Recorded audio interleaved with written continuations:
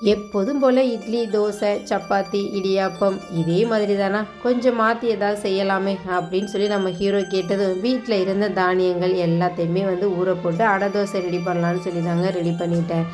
என்னெல்லாம் போட்டிருக்கோன்னு சொல்லி வாங்க பார்க்கலாம். பாசிப்பயிறு, தட்டைப்பயிறு, கொள்ளு, அதுக்கப்புறம் மக்காச்சோளம், அதுக்கப்புறம் நம்ம வீட்டில் என்னெல்லாம் பருப்பு வச்சுருக்கோமோ அதெல்லாமே ஊற போட்டுக்கலாம். என்கிட்ட சுண்டெல்லாம் தீர்ந்து போயிருந்ததுனால அப்படியே துவரம்பருப்பு, கொஞ்சமாக உளுந்து, கொஞ்சமாக பச்சரிசி இதெல்லாம் முதல் நாள் நைட்டே ஊற வச்சுட்டேன்.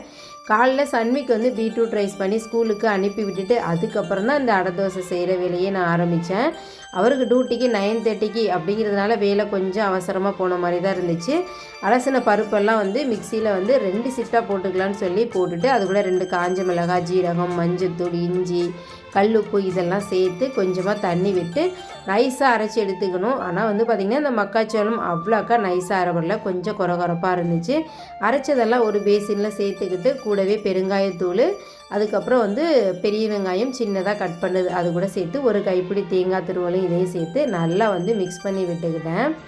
மிக்ஸ் பண்ணிவிட்டு அதுக்கப்புறம் தோசைக்கல்ல சூடாக்கி அதில் தோசை மாதிரி விட்டு எடுக்கலாம் அப்படின்னு சொல்லிட்டு இந்த வேலை பார்த்துட்டு இருந்தேன். இவ்வளோ அவசரமான வேலையிலையும் பாலிடிக்ஸ் நியூஸ் பாருங்கள். நமக்கு பெருசாக அதில் இன்ட்ரெஸ்ட் இல்லை, அவருக்கு என்னவோ பாலிடிக்ஸில் பெருசாக இன்ட்ரெஸ்ட், அதை பற்றியே பேசிகிட்டு இருந்தார். எனக்கு கொஞ்சம் அப்படியே கதை கேட்டுக்கிட்டே வேலை செய்கிற மாதிரி ஜாலியாக தான் இருந்துச்சு. இந்த வருஷம் பாலிடிக்ஸ் ரொம்பவே பரபரப்பாக சூப்பராக போயிட்டுருக்குங்க. அப்படியே நம்ம ஹீரோவையே சட்னியை இறக்கி விட்டாச்சு. என்ன சட்னின்னு பார்த்தீங்கன்னா அடை தோசைக்கு சூப்பரான காம்பினேஷன் தேங்காய் சட்னி தான். அவரை அரைச்சி கொடுத்ததை இந்த சைடு நான் தாளித்து விட்டுட்டு அப்படியே அடை தோசையும் ரெடி பண்ணியாச்சு. அடை தோசை தேங்காய் சட்னி காம்பினேஷன் நீங்கள் ட்ரை பண்ணியிருக்கீங்களா என்னன்னு சொல்லி மறக்காமல் கமெண்ட்டில் சொல்லுங்கள். இந்த ரெசிபி உங்களுக்கு பிடிச்சிருந்ததுன்னா நீங்களும் ட்ரை பண்ணி பாருங்கள். வீடியோ பிடிச்சிருந்தால் லைக் பண்ணுங்கள். அவரும் அப்படியே குடிச்சிட்டு வந்துட்டார். நானும் அப்படியே சர்வ் பண்ணிட்டேன். டேஸ்ட்டு சூப்பராக இருக்குன்னு சொன்னார். தேங்க்யூ.